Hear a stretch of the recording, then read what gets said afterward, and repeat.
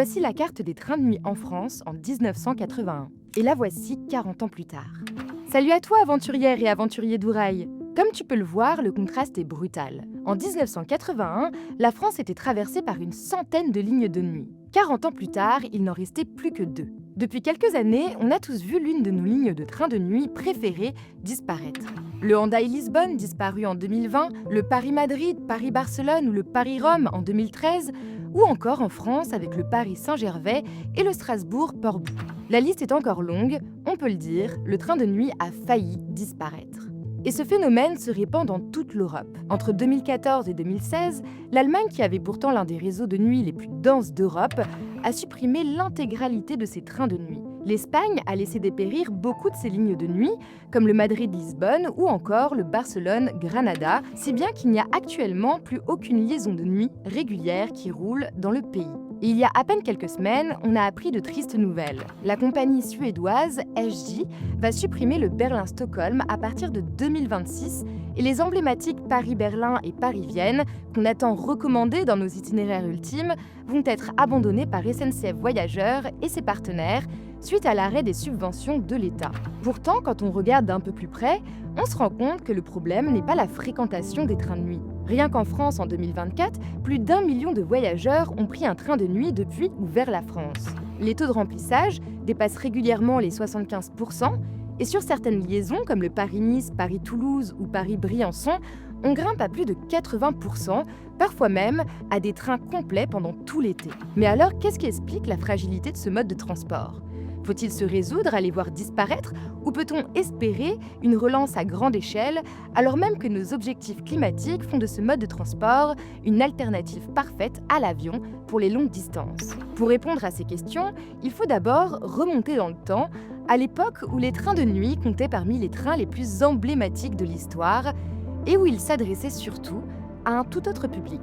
Je te conseille d'aller jusqu'au terminus de ce voyage car nous allons vivre ensemble quelques rebondissements et crois-moi, ça vaut la peine d'y passer la nuit.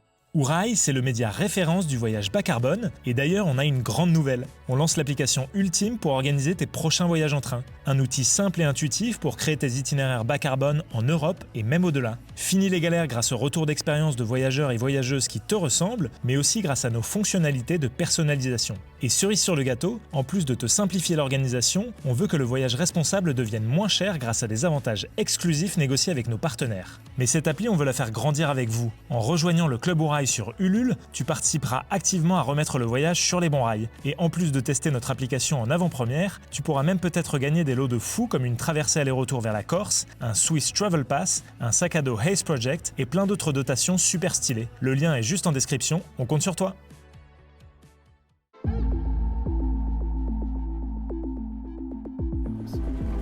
That bridge overcoming frontiers, that thrill of a new reality.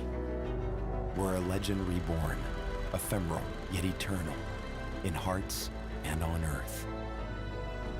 For the past 140 years, Orient Express.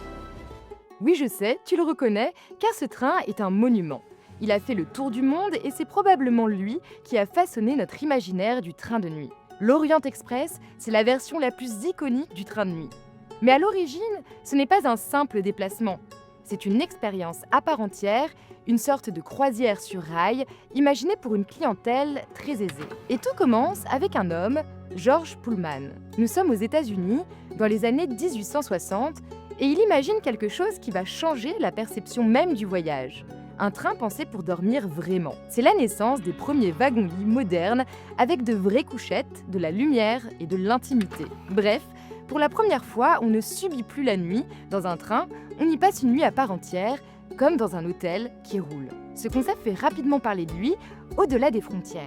George Nagelmakers, un ingénieur belge, s'en empare et fonde la Compagnie internationale des wagons-lits, avec une ambition claire, créer un réseau de trains de luxe à travers toute l'Europe. C'est là que naît la légende, l'Orient Express.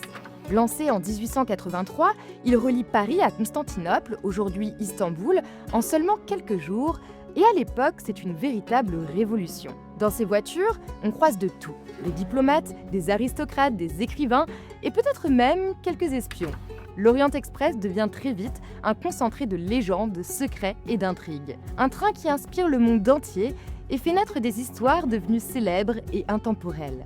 Et si toi aussi l'Orient Express te fascine, sache qu'on lui a consacré un épisode de podcast entier aux côtés d'Arthur Mettetal, un historien des chemins de fer et spécialiste de l'Orient Express. Tu peux le retrouver en format vidéo sur YouTube et en format audio sur ta plateforme préférée. Mais déjà à l'époque, derrière les dorures et les nappes en lin, un avantage saute aux yeux. Avec le train de nuit, on peut gagner du temps sans renoncer au confort. C'est ce principe qu'on adore encore aujourd'hui, s'endormir quelque part et se réveiller à des centaines, voire même des milliers de kilomètres en économisant une nuit d'hôtel. Peu de gens le savent, mais tu peux embarquer dans un train de nuit pour te réveiller à Venise. Peu de gens le savent, mais tu peux prendre un train de nuit et te baigner le lendemain dans les thermes de Budapest. Tu me crois si je te dis qu'il est possible de s'endormir à Rome pour se réveiller à Marseille? Mais à l'époque, ces trains sont plutôt une expérience, une attraction ferroviaire et pas un véritable service public du quotidien. Il faudra attendre une crise d'une ampleur inédite pour que le train de nuit luxueux qu'on connaissait jusqu'ici change complètement de visage. La guerre mondiale bouleverse tout, et le train de nuit change petit à petit de fonction. Une partie des voitures-lits de la Compagnie internationale des wagons-lits est réquisitionnée. Certaines servent à transporter des soldats, d'autres deviennent des trains sanitaires ou des convois logistiques. Même l'Orient Express voit une partie de ses voitures utilisées pour des déplacements militaires. Le luxe ne disparaît pas totalement, mais il passe clairement au second plan, faisant du train de nuit un transport indispensable. Après-guerre, c'est l'arrivée des congés payés, des vacances familiales et du tourisme. À l'époque des 30 Glorieuses, l'avion et les autoroutes n'en sont qu'à leur début. Dans ce contexte, le train de nuit devient la solution idéale pour les familles. On part après le travail, on dort en route et on se réveille le lendemain matin sur son lieu de vacances. C'est là que le train de nuit s'ouvre définitivement à une nouvelle catégorie de voyageurs, la classe moyenne. Entre 1965 et 1980, le trafic des trains de nuit double, jusqu'à représenter 16% du trafic voyageurs de la SNCF. C'est énorme. À ce moment-là, on compte une vingtaine de lignes majeures, Paris-Nice, Strasbourg-Cerbère, Lille-Briançon, un véritable maillage national qui permet de relier presque tout le pays pendant la nuit. Et ailleurs en Europe, le mouvement est tout aussi fort. Dans les années 1960-1970, presque tous les réseaux nationaux développent leur propre train de nuit. Petit à petit, le train de nuit tente de devenir un système européen pensé pour fonctionner comme un réseau unique. Et on le verra par la suite, c'est l'un des plus grands défis du train de nuit. Car il est par essence un train qui traverse les frontières. Et forcément, sans coordination, ça peut vite virer au cauchemar.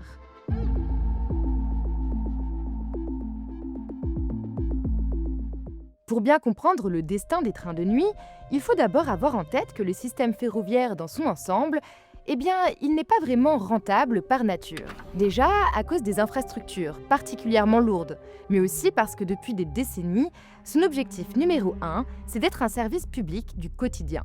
Car il existe un véritable droit à la mobilité. Et heureusement, parce que si on devait se limiter aux lignes rentables, une partie des RER et des intercités aurait déjà disparu. En ce qui concerne la grande vitesse, le modèle est différent. Contrairement aux TER ou aux intercités, il n'est pas subventionné. Il doit s'autofinancer uniquement grâce à la billetterie.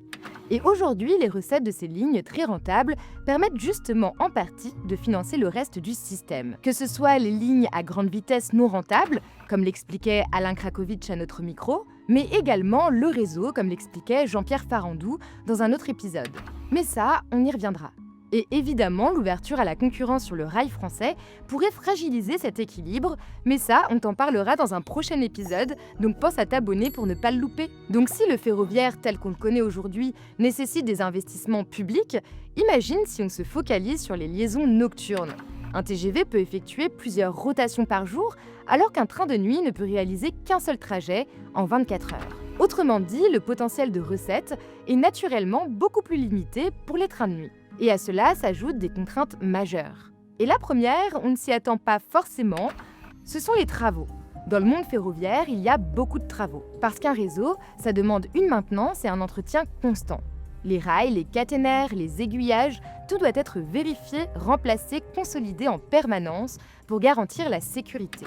Et devine quoi, ces travaux, ils se font la nuit. Tout simplement parce que c'est le moment où il y a le moins de circulation. Donc oui, tu vois le souci. Ces 2 dernières années, un train de nuit sur 6 a été annulé à cause de travaux. Sur certaines liaisons, comme Paris-Briançon ou Paris-Tarbes, ce chiffre monte à un train sur 3. Les sillons deviennent rares. Les trains sont détournés, ralentis et parfois supprimés à la dernière minute. Et les travaux, il y en a d'autant plus que le réseau vieillit. Jean-Pierre Farandou, dont on parlait tout à l'heure, nous l'avait d'ailleurs expliqué dans le podcast. Ce qu'on dit, c'est que le réseau ferroviaire français, il n'est pas en si bonne forme. Quand on le voit comme ça, on a l'impression que tout va bien, on voit des rails, ça a l'air solide, mais il vieillit. Il vieillit vite en ce moment. Le vieillissement, il s'accélère. Il a 30 ans de moyenne d'âge, mais c'est qu'une moyenne. Il y a des rails qui ont plus de 100 ans, il y a des caténaires qui alimentent les trains avec l'électricité qui ont plus de 70 ans, donc c'est fragile. Le réseau français, c'est l'un des plus vieux d'Europe. Aujourd'hui, on paie des décennies de sous-investissement et la France est loin d'être seule dans ce cas. C'est également le cas de l'Allemagne, qui a accumulé plus de 35 milliards d'euros de dettes et un retard d'investissement estimé à 150 milliards d'euros pour restaurer et développer son réseau. Et pour cause, la priorité est souvent allée à la route ou encore au TGV pendant que le réseau classique a été laissé de côté.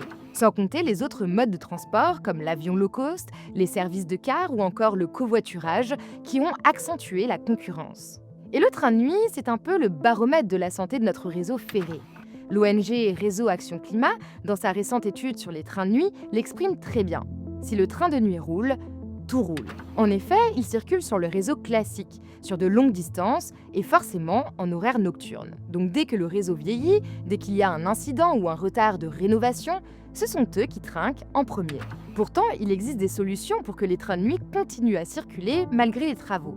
On pourrait par exemple créer des itinéraires alternatifs, organiser les travaux différemment, maintenir une voie ouverte la nuit, mais on se heurte encore à un autre problème. On n'a tout simplement pas assez de voitures couchettes. Aujourd'hui, l'État ne possède que 129 voitures couchettes. Et avec un parc aussi réduit, la demande ne peut pas suivre et le système peut finir par stagner. Si les trains se remplissent trop vite, la fréquentation bloque, juste parce qu'il n'y a plus de billets en vente.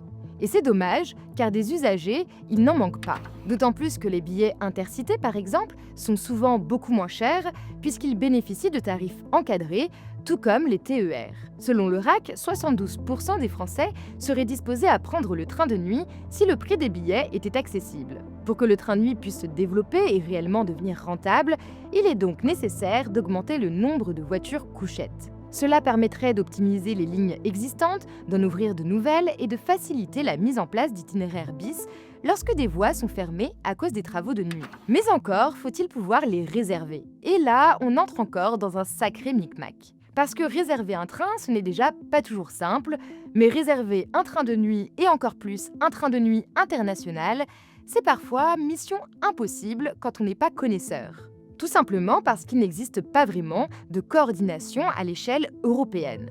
Par exemple, sur SNCF Connect, certains opérateurs n'apparaissent tout simplement pas. Et c'est facile de le comprendre. SNCF Connect appartient à SNCF Voyageurs. Et comme n'importe quel distributeur, elle choisit les compagnies qu'elle commercialise et celles qu'elle ne souhaite pas mettre en avant. C'est comme ça que des opérateurs comme Trenitalia, European Sleeper ou encore OBB ne sont pas toujours visibles, voire pas du tout accessibles. Il faut donc passer par leur propre site ou sur des comparateurs spécialisés qui ne sont toujours pas bien connus du grand public. C'est ce que plusieurs compagnies pointent depuis des années, l'accès à la vente n'est pas harmonisé en Europe. Chacun a sa plateforme, ses règles, ses systèmes de réservation, bref, c'est galère et ça représente souvent un sacré frein pour les voyageurs. Et on arrive au dernier défi de taille, car c'est sans doute le plus déterminant pour l'avenir de nos trains de nuit, la volonté politique. Oui, tant que l'État même ne reconnaît pas l'utilité et la nécessité du train de nuit dans notre quotidien, il sera malheureusement difficile de le porter très loin. Car aujourd'hui, il ne s'agit plus d'une attraction ou d'une expérience comme à sa naissance. Et cette reconnaissance en tant que service utile au quotidien est nécessaire, tout simplement car le train de nuit a besoin de subventions. Le matériel roulant, par exemple, coûte cher. On parle d'environ 2 millions d'euros pour une voiture couchette et 8 millions pour une locomotive. Souvent, les entreprises ferroviaires privées comme European Sleeper ont beaucoup de mal à obtenir des garanties et des prêts bancaires pour pouvoir acquérir ces véhicules et démarrer leurs activités. On y reviendra, mais c'est l'une des raisons pour lesquelles un projet enthousiasmant en train de nuit n'a pas pu voir le jour en 2024. En commandant de nouveaux trains de nuit, l'État lance en fait une chaîne de production chez un constructeur. Et ça, c'est super important. Ça veut dire que d'autres compagnies pourront ensuite acheter les mêmes trains déjà prêts et déjà validés. Elles n'auraient plus besoin de payer toute la conception ou d'attendre des années d'homologation. En gros, tout le monde gagne du temps et beaucoup d'argent. Et puis bien sûr, nous avons besoin de la puissance publique pour porter le train de nuit, lancer des appels d'offres et encourager le report modal. Car quand on regarde à côté, ça pose question. L'aérien continue de bénéficier d'avantages fiscaux gigantesques comme l'absence de taxes sur le kérosène ou encore la TVA à 0% sur les vols internationaux. Et l'immense majorité des aéroports français ferait faillite sans argent public. Et pendant ce temps, on reproche au rail ces tarifs parfois exorbitants. Pourtant, il existe des mesures simples que le gouvernement pourrait encourager. Par exemple, augmenter la taxe sur les billets d'avion et utiliser directement cet argent pour financer le ferroviaire. Je vous recommande d'ailleurs vivement d'aller lire le rapport du Réseau Action Climat sur le sujet qui évalue 9 mesures très concrètes pour réduire le trafic aérien de manière juste et efficace. Malgré un engouement indéniable sur le train de nuit, nos dirigeants doivent agir et vite pour éviter un cercle vicieux qui pourrait mettre un coup d'arrêt à cette nécessaire relance. Parce que moins de moyens, c'est une qualité de service qui se dégrade et donc moins de passagers. Et moins de passagers, c'est moins de rentabilité. Et moins de rentabilité, c'est moins d'investissement. Mais la route du rail est toujours pleine de surprises. Et ce qui semblait condamné à disparaître va bientôt connaître un réveil inattendu. En 2020, le monde se fige. En plein Covid-19, on ne voyage plus, les villes se vident et pour la première fois depuis longtemps, on apprend à ralentir. Les gens prennent conscience de l'impact de leurs déplacements et un nouvel imaginaire de voyage prend de l'ampleur. Dans le même temps, l'urgence climatique s'impose partout dans le débat public et fait naître une nouvelle manière de penser la mobilité. Avec tout ça, le train de nuit retrouve peu à peu une place dans l'imaginaire collectif. Et face à ce regain d'intérêt, plusieurs lignes sont relancées. Paris-Nice en 2021, puis Paris-Tarbes-Lourdes quelques mois plus tard. En 2023, Paris-Aurillac fait lui aussi son retour. À l'international, en décembre 2023, la liaison Paris-Berlin est inaugurée avec OBB Nightjet et c'est immédiatement un succès. Environ 70% de remplissage en moyenne, avec des pics à plus de 90% l'été. Dans cet élan, Emmanuel Macron évoque même l'idée de refaire de la France un pays pionnier du train de nuit. On va redévelopper le fret ferroviaire, massivement. On va redévelopper les trains de nuit. Et cet engouement dépasse le seul secteur public. Les acteurs privés s'y intéressent aussi, avec leurs propres approches. Midnight Trains, par exemple, une jeune entreprise française, lance l'idée d'un train-hôtel reliant Paris à des villes comme Milan ou Barcelone, avec une expérience premium pensée pour un public varié. Même le très haut de gamme s'y met. La Dolce Vita Orient Express, par exemple, prépare des itinéraires en Italie dans une ambiance digne des plus grands hôtels, avec bars panoramiques, gastronomie locale et voitures redessinées par des designers pour faire revivre l'Orient Express. Le message est clair, le train de nuit revient. Il séduit désormais tout type d'usagers. Les familles, les étudiants, les retraités, les clientèles très aisées et même certains voyageurs et voyageuses d'affaires qui souhaitent avoir une journée pleine à destination. Et pourtant, quelques années plus tard... Mais alors, que s'est-il passé ? Cette année, il faut dire que le contexte politique est plutôt instable. Le gouvernement revoit ses priorités et retire la subvention qui permettait de faire rouler Paris-Berlin et Paris-Vienne. L'opérateur autrichien OBB explique alors qu'à partir du moment où la France se retire, il n'a plus les moyens de faire rouler ses trains et annonce l'arrêt des 2 lignes au 14 décembre 2025. Mais tout n'est pas encore terminé. En Europe, le paysage du train de nuit évolue constamment, certaines lignes disparaissent, d'autres renaissent, et quand une liaison s'arrête, elle peut représenter une opportunité pour un autre opérateur, avec des créneaux horaires libérés et surtout des voyageurs qui continuent d'exister. On a vu la réaction en fait à l'annonce, la mobilisation forte, la pétition avec quasiment, 92 000 signatures. Ouais, voilà, quasiment 100 000. Donc si 92 000 personnes prennent le train l'année prochaine, on arrivera à l'équilibre économique quasiment. Ça nous a aussi encouragé à relancer parce qu'on se dit que la demande est là. Et puis c'est vrai que y a un certain quand même défi pour nous parce qu'on est nouveau en France, donc on n'est pas forcément connu. European Sleeper. ça parle pas aux gens. Du coup, il faut qu'on se fasse connaître et on sait qu'il y aura cette phase de démarrage et que les trains seront pas remplis dès les premières semaines. Mais le fait qu'il y avait déjà une clientèle, que le service était déjà accessible, toutes ces choses nous confortent dans l'idée qu'on pense qu'on peut quand même accélérer le remplissage rapidement. Comme le démontre cet extrait de l'épisode qu'on a publié la semaine dernière et qu'on t'encourage vivement à aller regarder ou écouter sur ta plateforme audio préférée, il y a encore de l'espoir. Et d'ailleurs, on est super fiers de pouvoir compter European Sleeper parmi nos partenaires. C'est essentiel pour nous de pouvoir s'entraider entre acteurs qui cherchent à faire bouger les lignes du voyage en Europe. Et grâce à notre partenariat, on veut aussi t'aider à voyager moins cher. En rejoignant le Club Ourail, tu pourras non seulement accéder à la version premium de notre application, mais aussi bénéficier d'avantages exclusifs. Et pour fêter le retour de la ligne de nuit Paris-Berlin, tous les membres du Club Ourail vont pouvoir bénéficier d'une réduction exclusive de 20% sur leur billet European Sleeper. Cet avantage est déjà valable sur la ligne Bruxelles-Prague et tu pourras même en profiter sur la ligne Paris-Berlin dès le 16 décembre, au moment de l'ouverture des ventes. Pour rejoindre le Club Ourail, c'est super simple, rendez-vous sur notre page Ulule et choisis une contrepartie qui intègre l'abonnement d'1 an ou à vie à notre application. Le train de nuit n'a pas failli disparaître parce qu'il était inutile, il a failli disparaître parce qu'on a cessé progressivement de lui donner les moyens d'exister. Mais aujourd'hui, il y a tout de même quelques élans d'espoir. En plus de European Sleeper, d'autres projets voient le jour. On peut par exemple citer Nox, la nouvelle compagnie de train portée par notre cher Thibaut Constant, alias Simply Railway, qui devrait connaître son premier trajet en 2027. Il est d'ailleurs venu nous présenter son projet et ses aventures dans une interview dédiée sur notre chaîne YouTube. L'autre nouvelle rassurante, c'est l'appel d'offres récemment lancé par l'État pour renouveler le matériel avec 27 locomotives et 180 voitures couchettes neuves. C'est la première commande depuis plus de 40 ans. Il existe également un levier plus ambitieux, une clause optionnelle qui permettrait de monter à 340 voitures et d'envisager enfin de nouvelles liaisons. Mais rien n'est encore acté et on attend encore le véritable go politique. Pourtant, l'utilité du train de nuit n'a jamais été aussi claire qu'aujourd'hui. Le train de nuit, c'est un outil d'aménagement du territoire capable de relier des villes moyennes, autrement délaissées par les lignes rapides. C'est aussi un levier climatique majeur. Dans un pays où les transports représentent un tiers des émissions, il est difficile de faire plus efficace. La question n'est donc peut-être plus est-ce que c'est rentable, mais est-ce que c'est utile pour la société ? Et si on regarde les chiffres, le potentiel est gigantesque. Le ministre des Transports estime qu'un parc d'environ 600 voitures couchettes permettrait d'ouvrir de nouvelles liaisons comme Paris-Rome, Paris-Madrid, Quimper-Lyon, Bordeaux-Lyon, et de transporter jusqu'à 6 millions de voyageurs par an en évitant près d'1 million de tonnes de CO2 équivalent chaque année.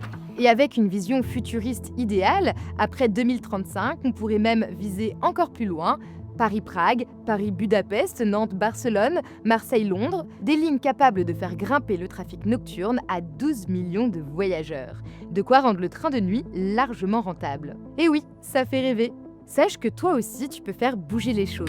En description, tu trouveras le lien de la pétition du collectif Oui au train de nuit pour soutenir le maintien du Paris-Berlin et du Paris-Vienne, qui, de son côté, n'a malheureusement toujours pas été repris à l'heure où je tourne cette vidéo. On te met aussi le lien de notre page Ulule pour rejoindre le Club Ourail et réserver tes billets European Sleeper à moindre coût. J'espère que cette vidéo t'a permis de mieux comprendre les enjeux liés au train de nuit et peut-être que dans quelques années, on pourra refaire un sujet pour parler de son développement à grande échelle. En attendant, tu peux nous dire en commentaire quelle ligne de nuit tu rêverais de voir renaître et nous, on se dit à très vite pour une prochaine vidéo.